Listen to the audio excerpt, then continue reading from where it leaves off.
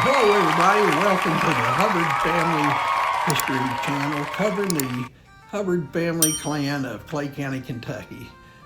This is our 42nd video.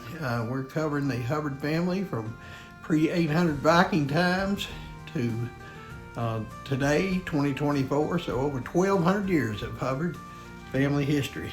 This week, we're going to continue with what we started last week. We're looking at Mom, Edith Centers, her dad's side of the family, and Ed Centers, and we are looking at generation 12 back from today, our 10th great-great-grandparents, and this is part 2, and this should finish it up. So let's go ahead and watch this pre-recorded video.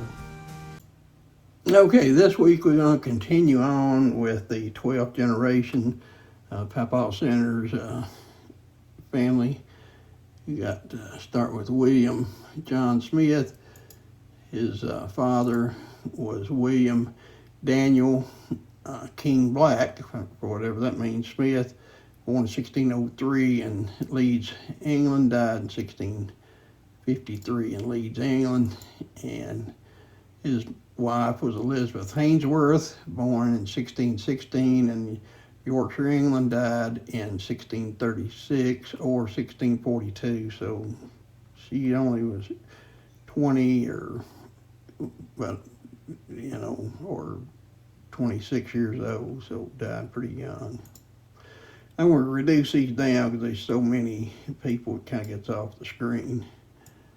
William Smith's wife was Jane Wilberforce. Her father was Edward Wilberforce, and he was born in Yorkshire, England, died in 1672 in England. They're 52 years old. His wife, Frances Jermyn, born in 1620 in Yorkshire, England, died in 1672 in Yorkshire, England. Then we go to Matthew Saunders. His father was born 1611. His name is Matthew Saunders as well. Died in 1665 in Maryland. And his wife was Frances Pattison, born in 1612 in Bristol, England, and died, it says, in the colonies. Matthew Saunders' wife was Nellie James there. Her father was Walter James, born in 1620 in England and died in 1670 in Virginia. His wife was Eleanor James, born in 1620 and died 1720. So said about 1620, so she was maybe as much as 100 years old. So some good age there. We'd like to see that.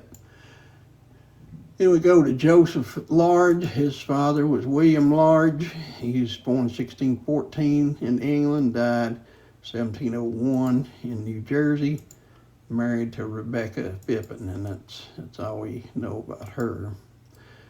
Then Joseph Large's wife, Elizabeth Simcock. Her father was John Fitton the Elder Simcock, and born in 1630 in Cheshire, England, and died in 1702 in Pennsylvania. His wife was Elizabeth Budd, born in 1635 in England, died in 1708 in Pennsylvania. Then we go to Ellis Schofield. His father was named Ellis Schofield, born in 1619 in Lancashire, England, died in 1640, so he was only 21 years old. His wife, Jo Hayworth, was born in 1612 in England and died in 1643, so she was only 31. Ellis's wife, Alice Ralston, her father was Richard Ralston, that's all we know about him, and his wife was Mary Ralston, born sometime before 1620 and died about 1642, so pretty young. We had no information on Ralph Lenore's parents. And we go to Anne Gerard. Her father was Pierre. Henriette Gerard is born in 1616 on leap year day in France and died in 1717 in France. So he's 101 years old. Another good old timer there. His wife, Gabrielle Fournier, all we know was they were born in France. We go to John Oldfield. His father was Sir John Oldfield of Spalding, born in 1598 in Warwickshire, England, died in 1659 in Warwickshire, England.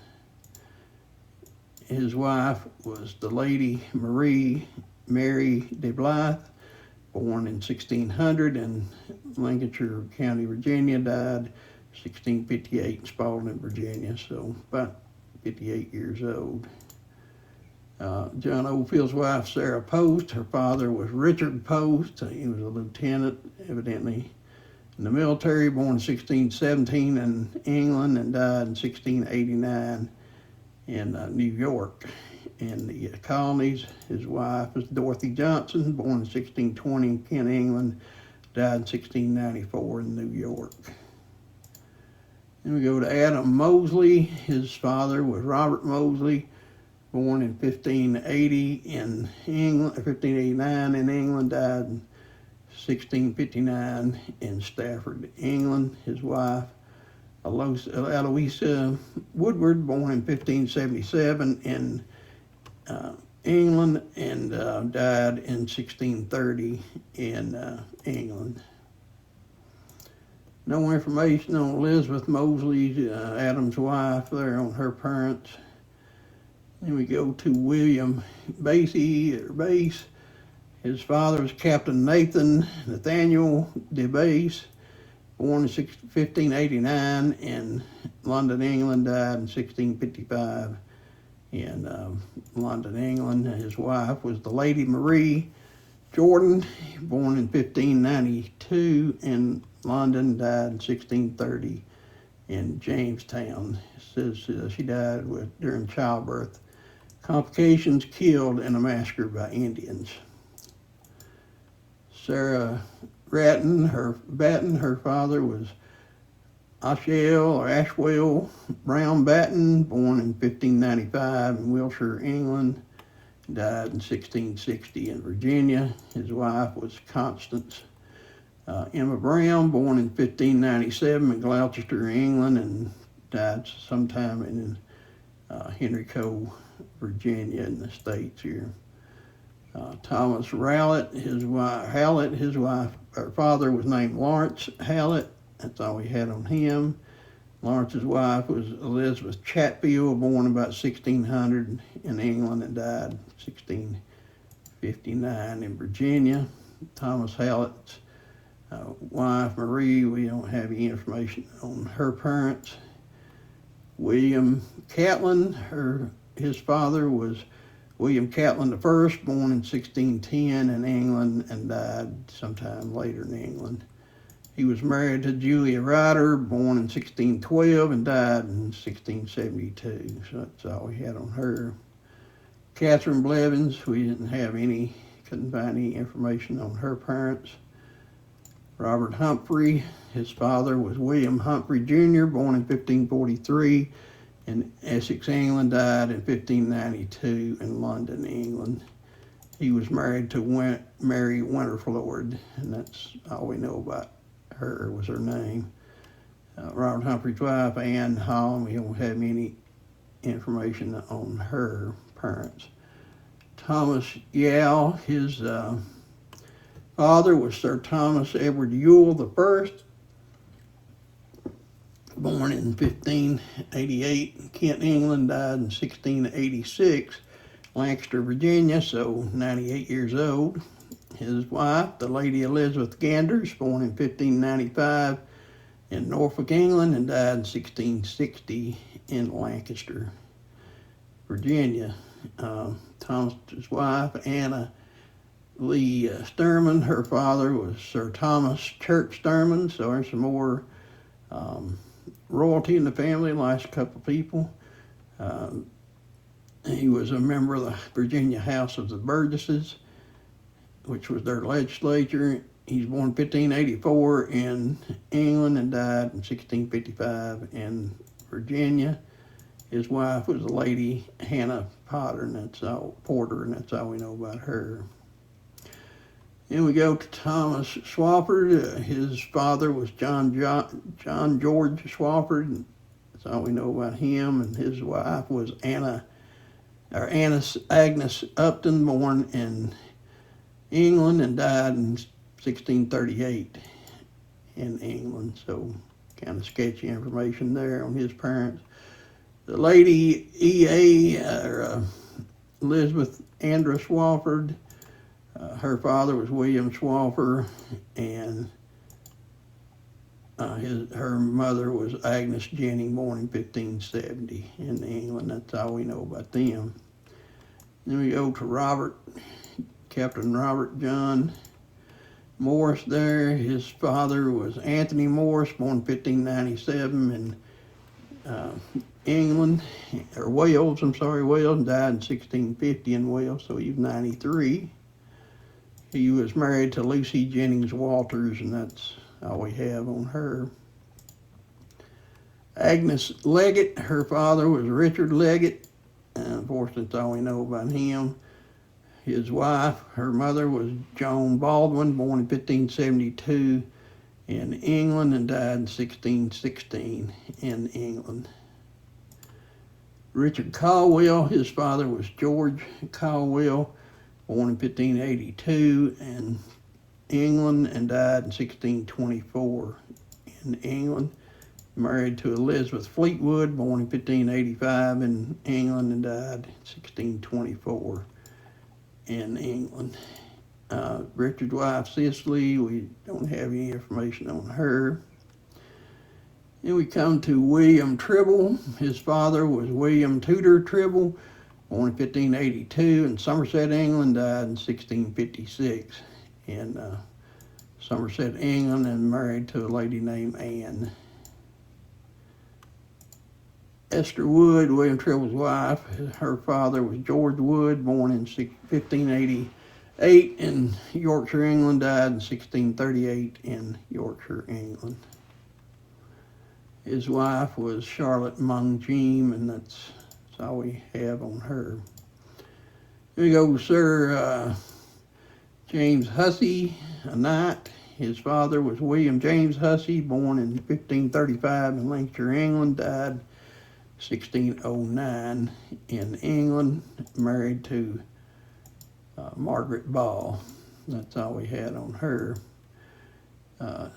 James, the Hussey's wife was Mary Hussey. Her father was Lord Bishop Edward, born in 1577 in England and died in 1639 in England, married to Anne Daughtry, and she was born in 1579 in England and died in 1626 in England.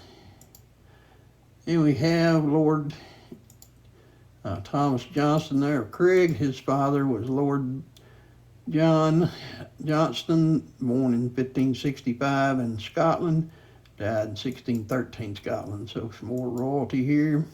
Married to Lady Catherine Lundell, who was born in 1565 in Fife, Scotland, died in 1616 in Scotland. Lord Johnston's wife, Lady Mary, her father was Alexander Urban. That's all we had on him. He was married to Isabel Ogilvy, born in 1604 in Scotland, died in 1638 in Scotland. We had no information on John Leith parents. His wife, Marjorie Forbes. Her father was Arthur Forbes, born in 1580 in Scotland, and that's all we knew about him. And he was married to Margaret Leslie, born in 1584 in Scotland, died in 1650 in Scotland. So that finishes the 12th generation. Hopefully, you found some new and interesting information. We found some relatives there, and some more in Ireland and in France, Scotland, England, so all over Europe, as you can see on our thumbnail. This week's sponsor is I think it's called Time Travel. They're a company that says they can take your memories and transport you back to the past and let you kind of relive them. I don't know how that happens or if they can do it, but the only way we'll find out, I guess, is to try it and see if it works. So let's give them a watch. Ever wish you could travel back in time? Well, the time machine isn't just a dream, it's your ticket to reliving those unforgettable moments. Imagine this, you're at a family gathering and someone pulls out that old photo album. With the time machine, you can jump right into those memories. It's not just about nostalgia, it's about feeling those emotions all over again. The design is sleek, super user-friendly, and trust me, it's like having a personal time capsule at your fingertips. You'll absolutely love how easy it is to create and share those special moments. Just think about it: birthday parties, vacations, even that hilarious family BBQ. You'll never want to miss capturing those experiences again, right? So why wait? Click the link and grab your time machine today. Trust me, you'll be thanking yourself later. Warning, not responsible for changes to universal timelines. Well, next week, good Lord willing, we'll continue to cover the center side. And if you notice, this week it's gone back to, and last week it went back to the S instead of the C. So this debate now is getting up close to 500 years old. So maybe we'll find the answer, maybe we won't. So next week, good Lord willing, we'll look at generation 13, which is 11th great-great-grandparents, and see how far back this goes. Until then, dear friends, be kind to one another. Share us on Facebook or wherever. Tell a friend about us. Stay safe, stay well. But the most important thing, stay Hubbard. Peace out.